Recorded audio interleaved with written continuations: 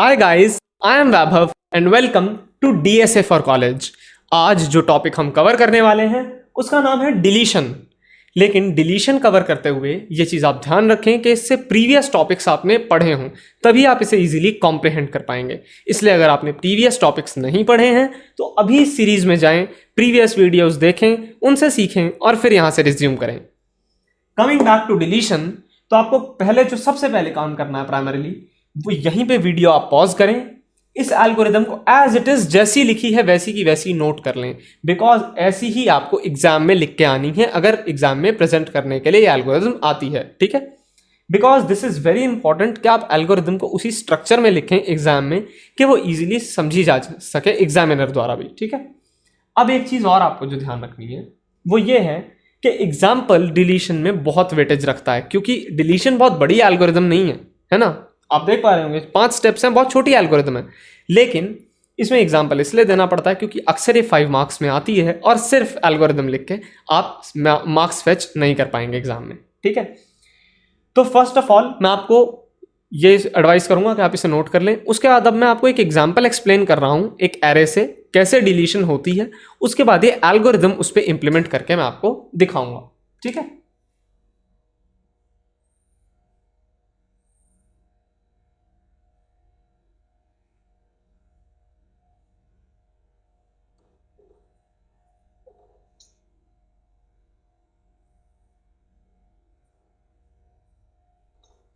मान लीजिए कि 5 एलिमेंट्स की कोई एरे है जिसमें मैंने 6, 7, 8, 9, 10 ये एलिमेंट्स स्टोर कराए हुए हैं।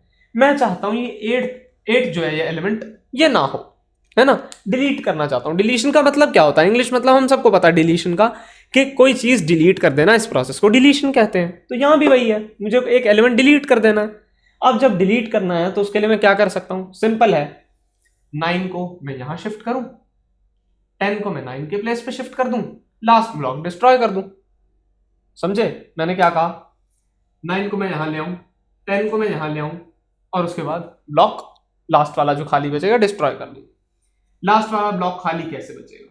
ये हो सकता है कुछ लोगों के दिमाग में क्वेश्चन हो, तो उसके लिए उसे सॉल्व करने के लिए हम चलते हैं इस एल्गोरिदम की तरफ जो हमने लिखी है। ठीक है, इस एल्गोरिदम में जो मैंने टर्मिनोलॉजीज लिखी हैं, जो लोग प्रीवियसली पहले से वीडियोस को फॉलो कर रहे हैं उनको समझ में आ रहा होगा ये टर्म्स क्या हैं।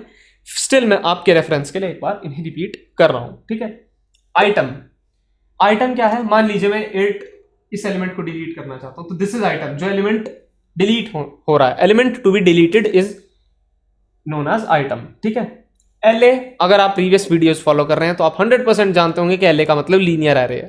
ठीक है, के है लोकेशन, लोकेशन यानी ये 3, दिस इज के। ये मैंने लोकेशन के लिए वेरिएबल लिया है, लोकेशन के लिए सिंबल के यूज किया है। ठीक है, अब आते हैं नीचे वाले स्टेप पे। ये सिंपल था स्टेप कि item is equal to L A के आप स्टोर कर दें। ठीक है, यानी आइटम नाम के वेरिएबल में आपको जो एल ए के यानी इस के लोकेशन पे जो लीनियर एरे में एलिमेंट पड़ा है वो एलिमेंट उठाएं और आइटम में स्टोर करवा दें, ताकि आपको मालूम पड़ जाए कि कौन सा ऐसा एलिमेंट है जो हम डिलीट करने वाले हैं। ठीक है, कमिंग बैक सेकेंड स्टेप पे, repeat step 3 for j is equal to k to n minus 1। अब कई लोगों के दिमाग में ये चीज आ रही होगी जिन्होंने अभी एल्गोरिथम लिखी होगी कि इसमें हमने j कहीं इंक्रीमेंट तो किया ही नहीं। रिपीट देखते ही समझ में आ गया होगा अगर आपने प्रीवियसली वीडियोस को देखा है कि रिपीट का मतलब होता है लूप। मैंने अक्सर बताया है।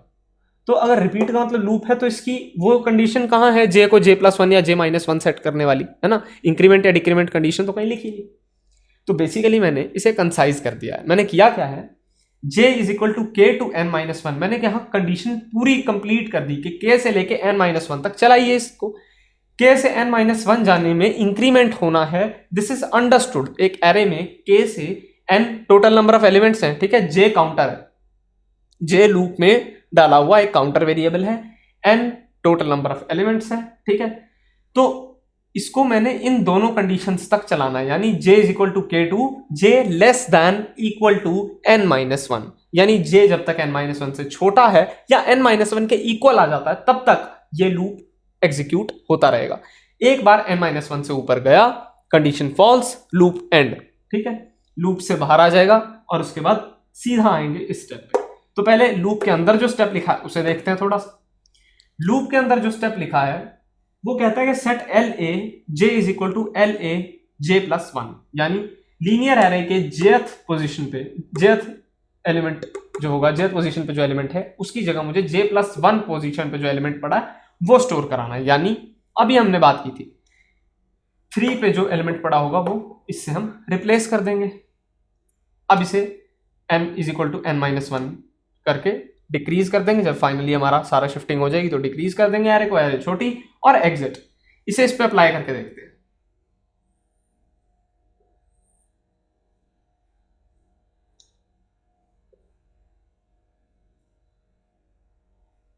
अब मैंने क्या किया, आइटम में पहले स्टोर करा लिया है इसको, ठीक है। चाहो तो एंड में आइटम प्रिंट करा लेना आप, ताकि आपको आइडिया हो जाए कि मुझे कौन सा एलिमेंट मैंने डिलीट किया। आप चाहो तो प्रिंट करा सकते हो, कोई प्रॉब्लम नहीं है, ठीक है। अब 8 तो हो गया आइटम में स्टोर, जगह हो गई खाली, ठीक है ना। यहां से उठा के मैंने LA के था ना, यानी LA 3 से, के 3 ही तो है, 3 से उठा के मैंने आइटम यहां डाल दी, आइटम वेरिएबल में डाल दिया, ठीक है। सिंपल यहां नहीं, ये LA 3 8 जो था वो उठाया मैंने और आइटम में शिफ्ट करा दिया, जगह खाली हो गई यहाँ पे, ठीक है। अब मुझे रिपीट करना है स्टेप। कैसे रिपीट होगा, लोकेशंस मैंने आपको बताई रखी है, ये है। जे को मैंने सेट किया 3, यहीं पे मैंने जे सेट, यहाँ पे के 3 था, लोकेशन थी। अब मैंने जे को के इक्वल सेट किया, यानी 3 सेट कर दिया, के 3 था ना, यहां से जे 3 सेट हो गया। Once J is set to 3, step क्या एग्जीक्यूट होगा, LA 3 is equal to LA 4। LA 4 कैसे आया, आई होप सबको समझ में आ गया होगा। 3 प्लस 1, इतना बेसिक मैथमेटिक्स तो हम कर सकते हैं। 3 प्लस 1, तो 3 प्लस 1 4 लीनियर एरे का फोर्थ लोकेशन पे पड़ा एलिमेंट कहां स्टोर कराओ, लीनियर एरे की थर्ड पोजीशन पे। फोर्थ पोजीशन पे क्या पड़ा है, 9 दे दो थर्ड। अब ये एरे कुछ ऐसी दिखने लगेगी,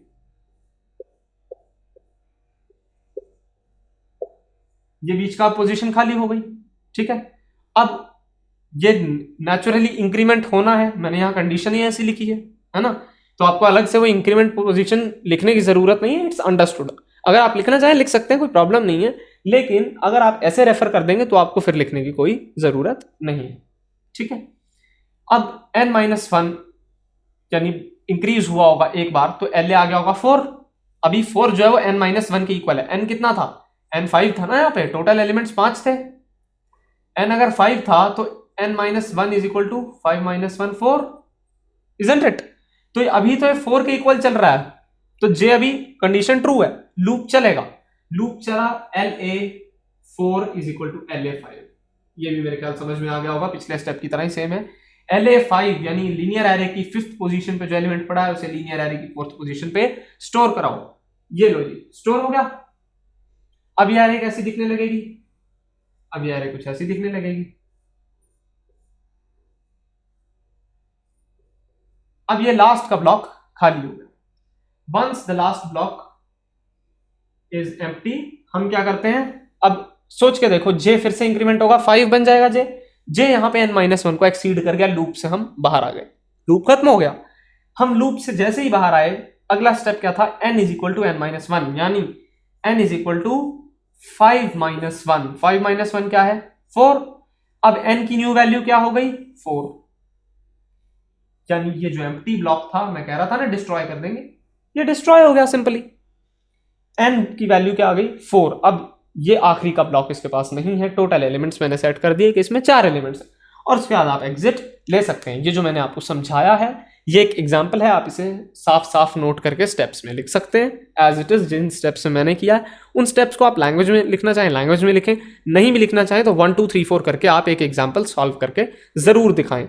अब जब आप इसको खुद लिखना शुरू करेंगे, प्रैक्टिस करेंगे, तो एक बार एल्गोरिदम पढ़ें। एग्जाम्पल आप सीख ही चुके हैं वीडियो में, एग्जाम्पल खुद बना के देखें। एक बार अगर आपने एग्जाम्पल अपने हाथ से खुद बना लिया तो फिर आपको दोबारा एल्गोरिदम रटने की जरूरत कभी नहीं पड़ेगी। आपको एल्गोरिदम ज़बानी याद हो जाएगी, आपको मेमोराइज हो जाएगी एल्गोरिदम बिना दोबारा लिखे, ठीक है, क्योंकि समझ में आ जाएगा ये पैटर्न कैसे मूव कर रहा है। इसलिए अगर आपको कोई भी डाउट है तो आप कॉमेंट में जाएं, मुझसे पूछें वो डाउट, मैं पॉजिटिवली इसका रिप्लाई करूंगा। अगर आप चाहते हैं कि मैं डीएस की कई एग्जाम्पल प्रॉब्लम्स भी सॉल्व करके दिखाऊं तो मुझे प्लीज़ कमेंट में एक बार नोटिफाई कर दें, मैं उसका भी कोशिश करूंगा बेस्ड ऑन योर रिस्पॉन्सेज, अगर आप लोग ऐसा चाहते हैं तो। अगर आपका कोई भी फ्रेंड डीएस सीखना चाहता है अपने कॉलेज एग्जाम्स के लिए, या फिर वो अपने बेसिक फाउंडेशन स्ट्रॉन्ग करना चाहता है डीएस का, तो उसके साथ ज़रूर शेयर करें। आप भी देखते रहें और बने रहें चैनल के साथ। Thank you.